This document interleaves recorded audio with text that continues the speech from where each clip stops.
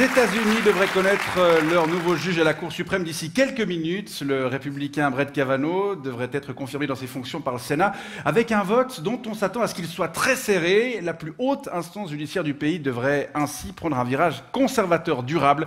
Et on va en parler avec vous. Shane Darden, bonsoir. Bonsoir. Vous êtes un électeur républicain établi en Suisse, soutien de la première heure de Donald Trump, et vous saluez cette potentielle future nomination. Ah oui, ce serait une très très bonne nouvelle pour tous les Américains. Vous savez, we need to keep America great. Alors, pas pour tous les Américains.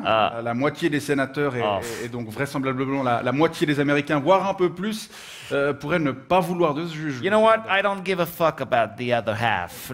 Cette moitié-là m'intéresse pas. C'est le même qui voulait pas que Donald Trump soit élu président of the United States. Oui. You know, the heck with it. C'est maintenant lui qui est le Führer, le commander-in-chief.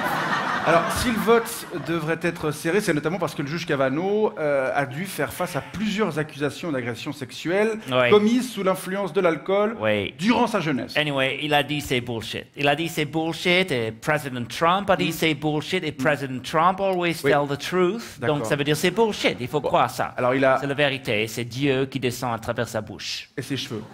Il a en effet nié sous serment avoir beaucoup trop bu durant ses études, tout comme il a affirmé avoir été vierge à l'époque. Seulement plusieurs éléments de preuve viennent contredire ces affirmations. C'est des éléments de preuve, comme vous dites, qui sont apportés par des femmes. Oui, et alors? Women.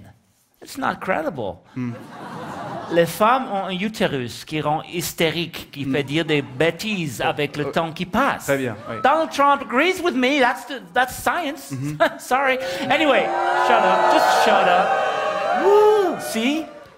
They're weak. They prove what I just said. Très bien. Peut-être pas. Anyway, who gives a fuck anyway? Because you know, est-ce que vous avez jamais toujours été sans boire de l'alcool au college vous-même? Est-ce que vous avez toujours jamais bu de l'alcool? Oh si.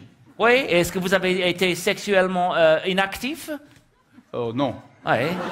C'est la nature, c'est la nature. Alors même si le menti, c'est pas grave, c'est son état animal qui s'exprimait. Ok, mais le problème quand même, c'est que le juge Kavanaugh a vraisemblablement menti sous serment. Ah, oui, donc. Et quand on sait l'importance du serment dans le droit américain, on est en droit de se demander comment il pourra se montrer intègre au sein de l'instance judiciaire suprême. Fucking liberal. We don't give a fuck about that. You know, peu importe. Ce qui compte, c'est que maintenant on a un juge très très conservateur à la Supreme Court.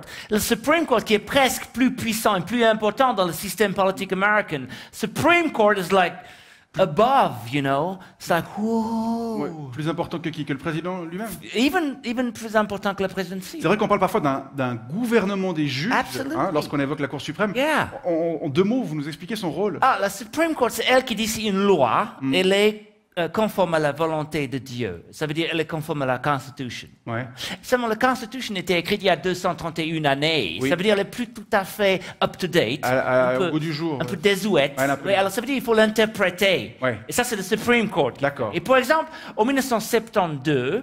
72. C'est égal. J'ai appris le français à Neuchâtel. Ah, Neuchâtel. Je ne sais pas, Neuchâtel, c'est... 72, c'est juste, oui. Okay. Au 72, la Cour suprême a dit la death penalty... La peine de mort. Hanging, oui, la peine de mort, on a compris. Il a dit c'est pas constitutionnel, parce que c'est un châtiment qui est cruel et inhumain et inhabituel. C'est ça écrit dans la Constitution. Évidemment. Alors il a aboli la peine de mort. Et 4 ans plus tard, c'est en interprétant le même texte de la même Constitution que la Cour suprême a dit « Ah non, c'est constitutionnel » et la death penalty était de nouveau en vigueur. Thanks God.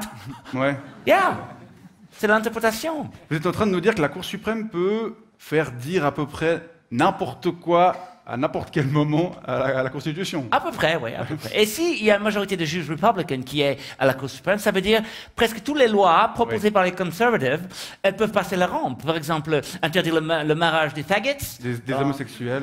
Interdire l'abortion. L'avortement. Oui, peut-être même condamner à death penalty les femmes qui abortent. Peut-être obliger les hommes à porter un gun dans le bus. Peut-être rétablir le slavery. Bon, d'accord. Who knows? We got it. Name it, we got it. Oui, mais il faut quand même... On a plein d'idées très très quand même, Monsieur Darden, un congrès qui les vote, ces lois conservatrices. En cas de changement de majorité, ce sont des lois plus libérales qui pourraient être votées. C'est pour ça que c'est très important d'avoir des juges très conservateurs. Vous savez, actuellement, on est à 5 contre 4. Oui. On devrait, si Kavanaugh est élu, ce sera sûrement le cas.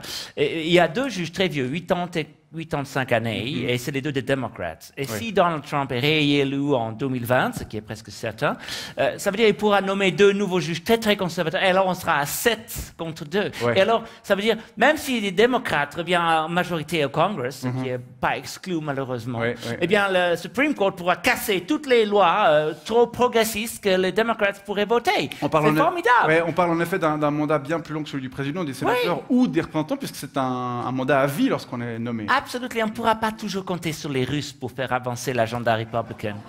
Non. Vous savez, avoir une majorité conservative à la Supreme Court, c'est une sorte de insurance policy.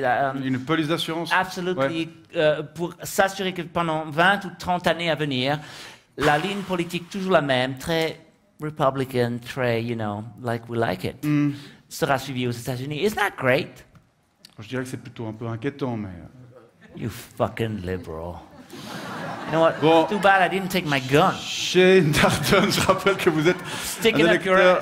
kill you from inside. Ok, vous êtes un électeur républicain établi en Suisse. Je vous remercie pour ces explications et pour vos gros mots. Je vous souhaite une bonne soirée. Fuck you.